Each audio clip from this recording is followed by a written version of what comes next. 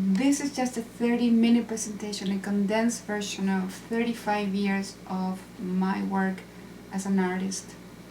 But actually, it ties up to my life story because it's the path that I discovered and the revelations I had in the course of trying to heal myself and trying to understand what was going on in life in the broad spectrum. So it started the story. I'm going to pick a point which makes sense, which is probably 1973 during the coup in Chile. We had a big political upheaval, and the country was really contracted and impacted, and my soul we just didn't fit the box. So I took off on my own at the age of 16, and it was kind of a self-imposed exile because my family stayed there. They were fine. Fortunately, they were not affected by the coup, but psychologically, it was not a fertile ground for my spirit. So I was traveling for many years around the world, and I found California. Um, and it was right at the point of my Saturn return. So not everybody follows astrology, but Saturn return is a very critical point in everyone's life, in the adult life of everyone goes through this cycle at which we let go. We shed the layers of the search and we narrow down our spirit to just channel more precisely what we are about. So that happened to me. And found in California, what really brought me here was that I got a scholarship to study shamanism. And the school in those days no longer exists, but it was called the Contemporary Female Shamanism, the Mother Peace School of Contemporary Female Shamanism. So I joined that school, and one thing led to another. Shortly after that, I became a mother. And with that, I anchored myself. I was no longer a gypsy traveling. I created my roots that held me in this piece of heaven, which I still believe is the case. I'm still here 35 years later. So, not maybe 35, but 30. So,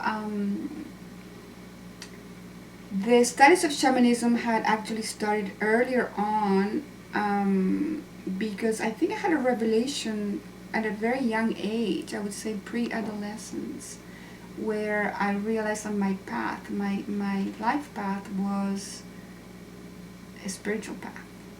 So I was very eager to learn about anything that had nothing to do with what I've been taught, which was Catholic upbringing and traditional, and I was very much interested in occult sciences. So of course I started to study astrology and numerology and handwriting analysis,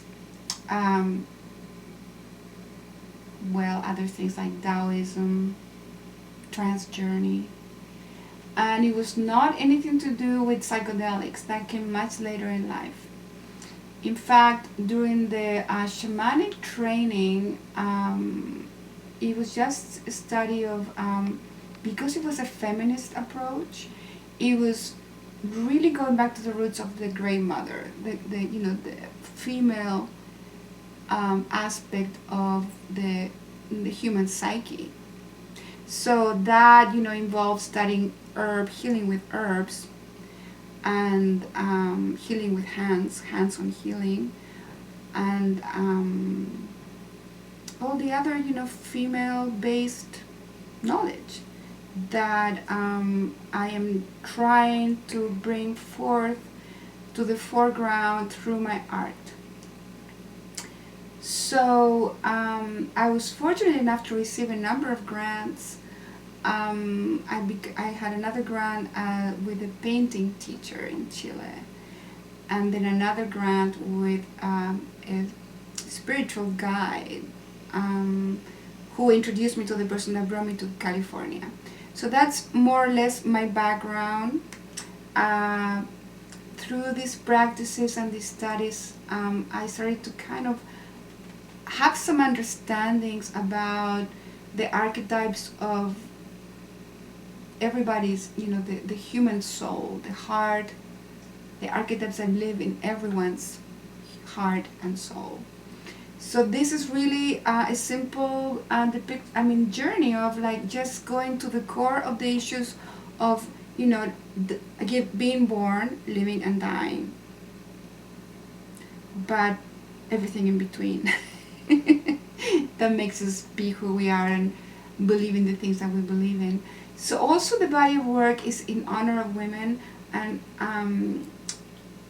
very much wanting to empower women and heal women's issues around sexuality, and empower women to find their wisdom through their bodies and their awareness, their intuitive awareness, their intuitive knowledge, which is, removed from the what culture puts so much emphasis on degrees and science and anything that's been proven by research, when women have such a vast knowledge in their bodies and in their psyches, and with that alone we could actually heal the whole world.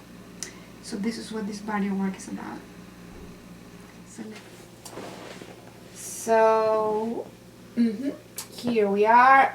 First slide is actually perhaps the most archetypal picture that I have ever made. Is a squatting woman. It's a birthing goddess, and the original symbol was found on a cave in South America, and it's ancient, it's thousands of years old, so it was obviously a birthing cave. And this is how the journey begins. For all of us, whether you are not a mother, you had a mother and you went through it. So this is the beginning for everyone. And of course the cycle gets completed if you're able to birth another human being, but it's not necessary to understand the power of this image. And this was circulating early on in my life as an artist, 1989, when I joined the School of Contemporary Female Shamanism. And this school was actually a women's studies, which focuses on women's wisdom through their life experiences. So the women's studies actually a field that researches and critiques societal norms of gender, race, class, sexuality, and other social inequalities. So feminist studies, empowering women, and telling the story from women's perspective, right? Different to what they call, they call it history and her story. So this is her story. It's not his story. So, so at that time I understood that it was through women and through women's body only that the process of procreation and birth as a species, that we've been creating evolution through the beginning of time. So it also dawned on me that women were the portal of entry to life on earth. That's how sacred this is. It's through women's body that we create the portal of entry to life on earth as a human being. So the mandala is completed by the ocean waves, tying up to the cycles of the moon, of course, that guide the procreation cycles in the woman's body. But it also is a symbol of how women's body and the celestial bodies are connected. And this is the next image, which I integrated the birthing goddess in the center, but it had a different conception. This is an Egyptian piece, obviously, and it was a channeled piece at the time of the conception of my son. And I was very much trying to understand the archetypal male and female energies. So on the top there's a scribe, which is the left brain, documenting everything that's happening in society, in rituals and high ceremonies. The bottom is the high priestess, which symbolizes the left brain of the intuitive occult knowledge. The boat is in Egyptian mythology. Is the boat that takes the soul of the dead across the Nile to the other side of the Nile. So it has to do with life and death, of course. And this is a symbol in the sense called the Eye of Horus, which is the eye of the sun god. And apparently there are two eyes, a left eye and a right eye. So the left eye and the right eye. This one is the female eye, which I thought, if it's the female eye, we're going to go back and put the birthing goddess inside the, it's called the female all-seeing eye of God. Of course, the birthing goddess is there. And the guy with the bird head is, I don't know who he is, but he came through. People have asked me, you know, but I said it's channels, so a lot of the times I don't have the right answer. So this led to a series called The Maiden, the Mother, and the Crown. Maiden, Mother, Crown. The maiden is in red because the maiden actually becomes a maiden at the time of her first period. So this is about menarche, the first period where the woman is entering the procreation cycle, honoring the red of the blood, and also it's like a female version, I mean the South American version of Pele, the volcano goddess. There is an association of the molten lava exploding from the volcanoes and her blood dropping out her body periodically. The dark moon on her crown represents a time of withdrawal from tribal living. We used to remain in seclusion, women in the old days in tribal lives prior to this era, because women remain in seclusion because this time was a deep psychic power. It's a close encounter with death, the fact they were bleeding and letting go of the unfertilized egg each month, and the menstruation marked that death, the seed of her womb. And also this is a time when women have their prophetic dreams and are able to tap into their subconscious and innate spirituality. So now we're just bitchy bitches. They call us, you know, menstruating bitches. But this is really, throughout history, has been a time of great power and great honoring of women when they can really tap into their ability to speak, which has not been spoken all months. When you like carry, and then right before your period, you know this death is approaching, you just let go. That's why women are so fiery during that time. So this is a time to listen to women and honor them deeply. Anyway, going to the next phase, the mother, Ñuque Mapu translates from indigenous Mapuche Chilean language, Mother Earth, and it's also part of the Tarot series that I started. The first one is called the High Priestess, which is the second arcana. This is the third arcana for anybody who understands that. The full moon, the nursing mother, in the full expression of her nurturing ability to care after humanity. So this is an archetype. She's carrying her children in her arms, nurturing them.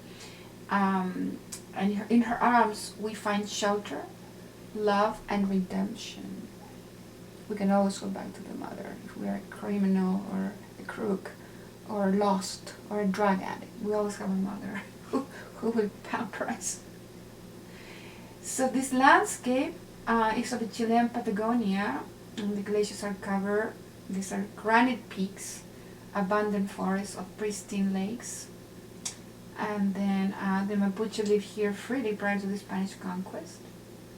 And these women were shamans, and in their society was matriarchal. So her ceremonial jewelry is also forged after the conquest, because the Mapuche had no knowledge of forging metals. They were actually, when they were found, technically they were called Stone Age because they had no written language. That's how they define Stone Age, and the beginning of history begins with writing. And these people only had oral tradition. Everything was spoken and told by the elders. Nothing was ever recorded or written. So the next one is called the lamachi, which is the in this particular tradition, the shamans are always women, and they are consulted upon any dispute of the tribe or any sickness of any affected member of the tribe. So they have a lot of. This is the only person that has hierarchy. Prior to the conquest, before the war, was a non-hierarchical structural society. So everybody was equal. And only during the time of war with the Spanish, they would, in the moment of the battle, they would create a lonco, a head of the tribe, and they would assign him that. And after the battle, everybody went back to live their normal life. The only person who had hierarchy was the shaman, because she was revered by her knowledge of the herbs and her knowledge of resolving conflict. So she did not use psychedelics for her psychotropics or plants. She induced the trance by drumming alone. And the ritual ladder is of a special tree that they would carve. And during the ceremonies, called a machitun, she would drum for like 2 or 3 days without standing up from her chair, which is pretty miraculous. And then she would hear the voices. She would climb physically the stair, and she gets in touch with the spirit of the ancestors. And normally she would collapse from having been dehydrated probably all those days. And then she would come back. As she came back into her normal speech, she would say what she saw and what the ancestors told her. So there's a lot of burning of incense and drumming. That's all she would do. So that's Lamachi. And during the time of the conquest, the Spanish were very antagonized by them. They were fearful of them because they would see the Indians, the natives, gathering in their shacks, and they had too much power. So they did something really horrible, which was they would cut off their hands with an axe to prevent them from performing their magic rituals. And the story's been told that these women actually healed their stumps with herbs and continued to live, and they were even more powerful. But it's a sad story nonetheless. So Maid and Mother Crone inevitably leads us to the union of the opposites. So the lovers, not in the sense of romantic love or sexual love, but the union of the opposites, meaning the sun and the moon. The sun is the the giver of life, and the moon is what creates cycles and guides the intuitive knowledge of women. So here the man is kneeling to the woman as to symbolize his reverence to the woman's ability, and she's represented that by floating or walking on water because she has special powers. And I wrote, this is the moment where the male and female offer their distinct gifts to each other, the union of the sun and the moon, the rational and the intuitive. And the man kneels on the ground to represent his empire, his ability to manifest the empire on the physical plane. Men are builders, they're inventors, they always develop their left side of the brain, and the women is connected to the spirit world. And together they ignite the flame of creation, and they call forth fecundation of life, only through which evolution can take place. And as a little side thing here, I'm going to point out because it's so tiny right there. That is an alchemical vessel that did not exist at the time of the Mapuche, but I was myself studying alchemy in those days and doing alchemical spiguric extracts of herbs. And I fell in love with that vessel. It was made out of glass. Here I made it out of clay because I had no glass. But it's what they call artist license. Because this vessel is called the copulating vessels in alchemy. If you can see, one is distilling into the other, like this one has a spout, and the other. So this would be a flame underneath. They would boil, and this one would drop its liquid into this one. This one would boil and drop its liquid into the other one, and they create a solid, one indivisible substance from two. So I thought that is really what happens when you find true love. And when you find the beloved, you become one. Right? So that was the Maiden, Mother, and Crown. This is called the Venus of the Forest. And I particularly am very fond of this painting, and I think it opened me up to a world unknown to me by default. I was just simply doing a self-portrait actually and painting my favorite parts of the planet, which was the Amazon forest on the back, my favorite volcano of South America called Villarrica, which recently erupted, by the way, and the tropical, it's called the reef. I used to dive there in my 20s, and the Harbin Hot Springs waterfall that has these roots of a fig tree, right? And that you can actually hang yourself from, and I mean not hang, but hold yourself from, and then the water. So this painting was hanging at the community house, the Kimia House, famous to some people, in the 90s, and it was a very well, what I would say, displayed. It was on the mantle of the living room, which had a lot of traffic. So people started to notice this painting and were wondering who the ayahuasquero was who had painted this painting. And I had heard about ayahuasca, but I never drank it. And over, it became obvious that the medicine had come through. Sorry, I wanted to show you something else. So the first thing they were saying, the anaconda is a symbol of the ayahuasca. A lot of people see or feel the anaconda, the serpent, intertwining them or even suffocating them so they can have that spiritual death. The hummingbird is a symbol of the Santo Daime Church, which is the biggest church in Brazil, which is based on drinking the brew. And then the ayahuasca itself grows just like that. It grows like this vines that intertwine, and all of these vines, that is the ayahuasca vine.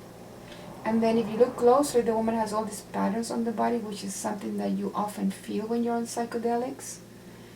So I was intrigued, and the message came so strong that it was ayahuasca induced, even though I never had it. So following the advice and asking for prayers, I did say you would have to come find me. So sure enough, like within 2 weeks, the house had organized an ayahuasca ceremony I was invited to, and I said no. I freaked out because the plant was so clearly talking to me. So they said, you don't have to drink it, but you can hold space. So I did. I held space. I sat with my friends. I helped them through their purging and watched the shaman give them the medicine. And then I did take it for the first time in my life, and this is what happened. And this is a combination, because during that time I also experimented with San Pedro, which is the mescaline version of the peyote in South America, and the ayahuasca. So this has been a very popular image. Never had intended to be a birthing image, but it spoke to so many women in their birthing time that even some midwives have bought the image, put it in their waiting room to help women get in touch with this moment of the sacred passage. And to myself, it was the feeling of surrender to the divine order. Like, I did feel like I was very connected to the earth. That's why the roots coming out of the feet. But also the creative energy women we have, healing, cooking, gardening, writing, touching. So the flames coming out of the hands is representing the healing power that women have.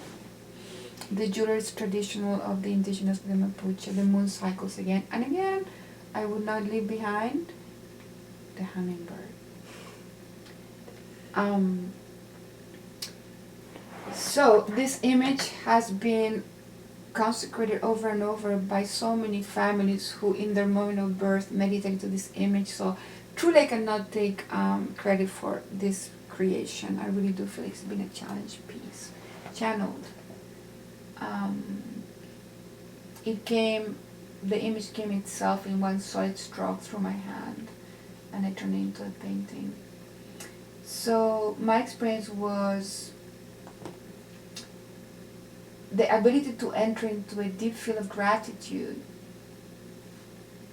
down to a cellular awareness, just a feeling of completion, that everything is in divine order, and gratitude for the sacredness of the web of life. We're all interconnected, for being able to incarnate in a human body as a woman, for my ability to render healing and beauty through my hands, and feeling a strong connection to Mother Earth through the sole of my feet. The San Pedro cactus can be quite a shattering experience depending on the dose, and it was very shattering for me.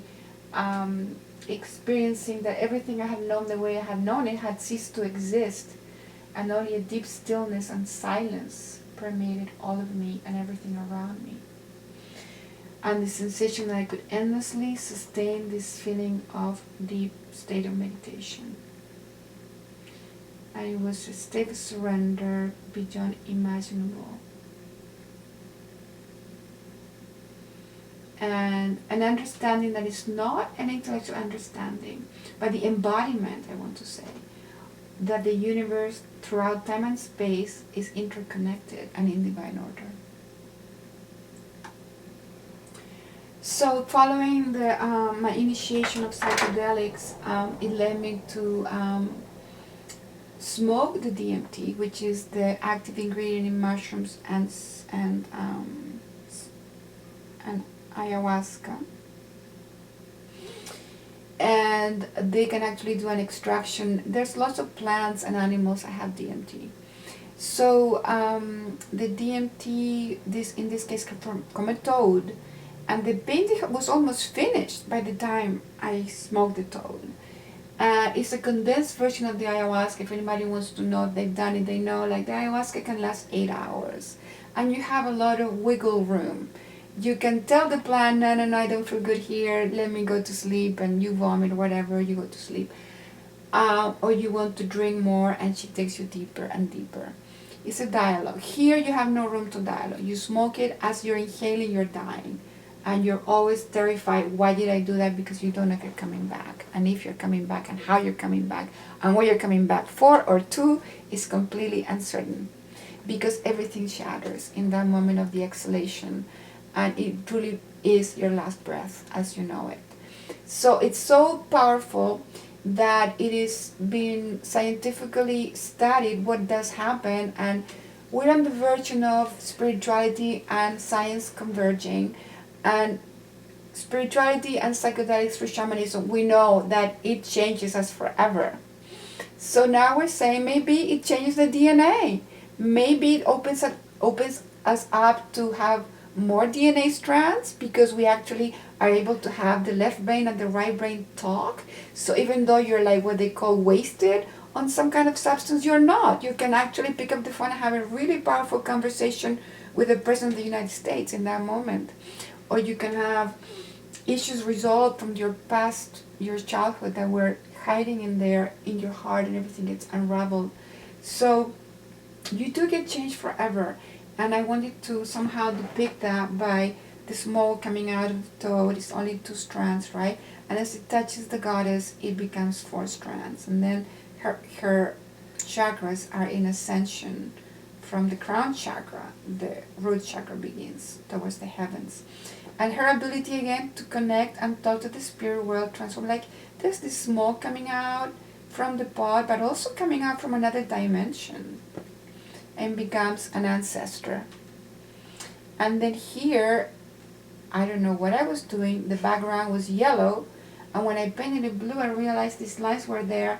So I think this is the intergalactic connection. We're very close to really finding life on other galaxies. As you know, the what's the name of this satellite that's going around documenting Huber? No, what is no, that's I forget the name of this. There is a satellite documenting the unknown universe. Hubble. They're finding out, so getting to some. I think it's one of the asteroids, They're getting closer and closer. Guess what? They're like not telling us anymore. They look like city lights. This planet has city lights as they're getting closer. And there's so much evidence that life did exist. At least it existed in the past, whether it's having or how, when. But we are. We are not alone in this universe. That's pretty clear. Okay. So this one was a time in which I really took the ayahuasca to heart, and it became my path. And I thank to God I had the beautiful experience of being able to drink it in the rainforest in the not in Central America. It wasn't near the Amazon, but close enough. So this is what it felt like to me. And even though it was a full moon, we could see all the stars, and there were spirits coming out of the plants, and the plants were so alive, and the tree of life is called Gaia. She's standing she's standing right there, strong, doing her yoga, right? So Mother Earth is fine. She knows how to nurture, and she knows how to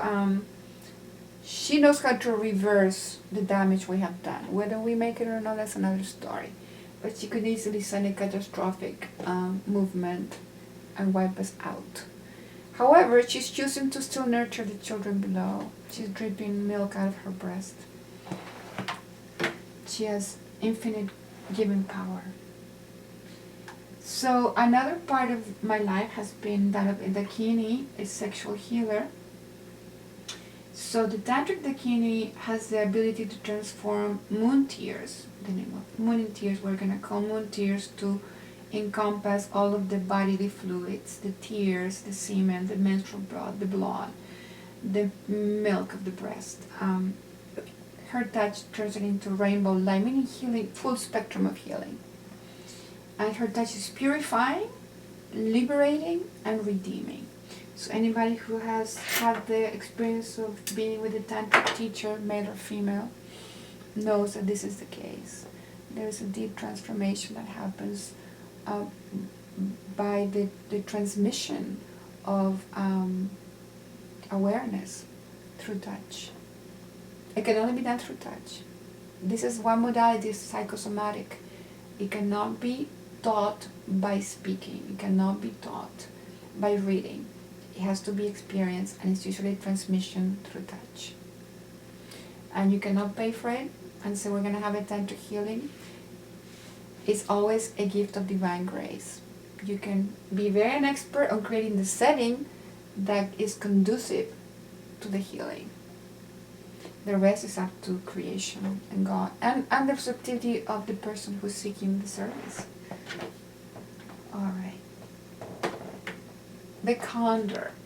This is getting closer to my newer paintings. And there's more layers here, and there's more perspective, and there's more depth, and I wish I had the original here, but the one thing that you can see here is the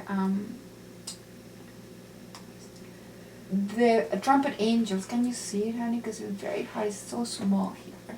So there's a woman here, which I believe is the same woman having her ayahuasca experience where you're looking at the front. Now she's looking from the back. So now you get to see what she's feeling. She's in a state of surrender, and her heart is beating hard emanations. At that time I was dealing with a breast cancer scare, and my answer was the only healing power that can reverse this is my ability to continue to be loved throughout time and existence, and be true to that love, be nurturing to myself and to others. So it's been my teacher since. I do not have breast cancer. I do have a lump that we choose to call it the teacher. And the condor is being revered by ancient traditions for thousands of years for our ability to fly very high fields of dimensions, and has the ability to have a perspective of what's happening below. Like sometimes we get so tied up with the little world, our cubicle, our bus, our home, our family, our relationship, our business, our gallery. And we forget They were just like a microscopic particle in the web of creation. So the condor teaches us that, take a look from higher above. But also it's revered for its humility because it's well equipped to kill, but it is a scavenger. It's a vulture, and it chooses not to kill. It chooses to recycle what's already been perished, and still fly as high as an eagle. That peak is one of the sacred peaks of South America. It's actually the highest peak on the Western Hemisphere. Unfortunately, this is only 10 years ago. The glaciers have been melting and melting and melting and melting. There's very little ice left on top. It sits right between Argentina and Chile. It's a sacred site of the indigenous, of course. Aconcagua means the guardian of stone. And some of the biggest earthquakes on the planet ever registered around this region. And the trampled angels are symbolized, and there's some music going on while this is happening because it's a moment of deep transformation. It's the major arcana would be called, I think the judgment. I think the judgment when God comes down from heaven and say, hey, what have you guys been up to?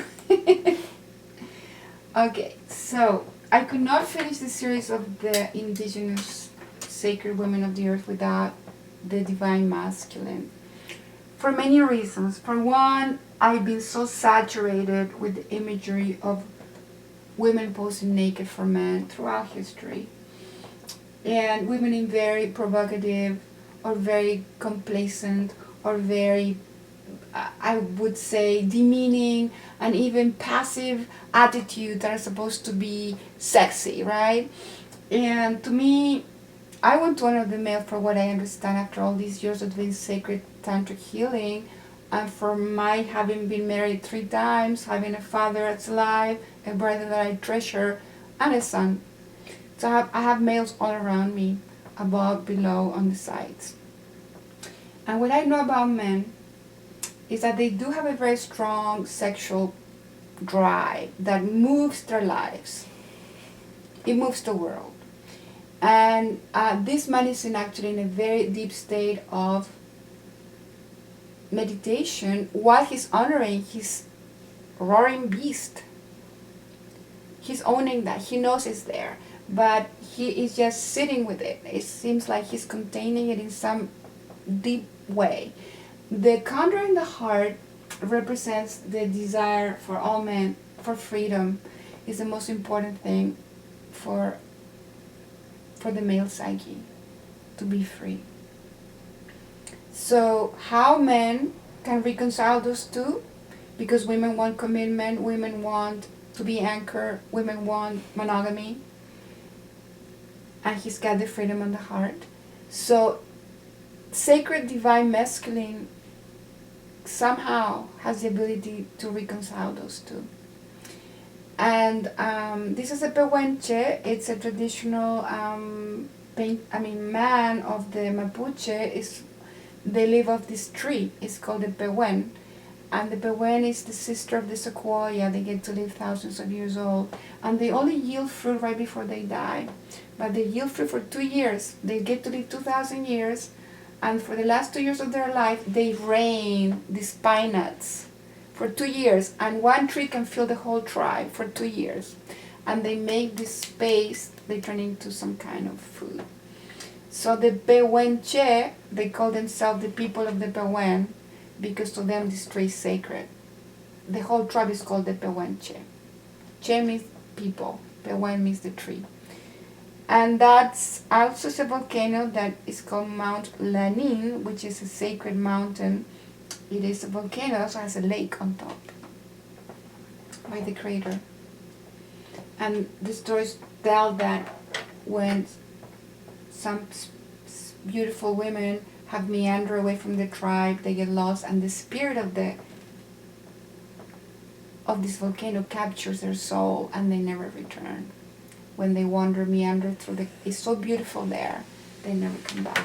That's what they say. But I think they go to the city and get a job and never write back. No, that's just my story.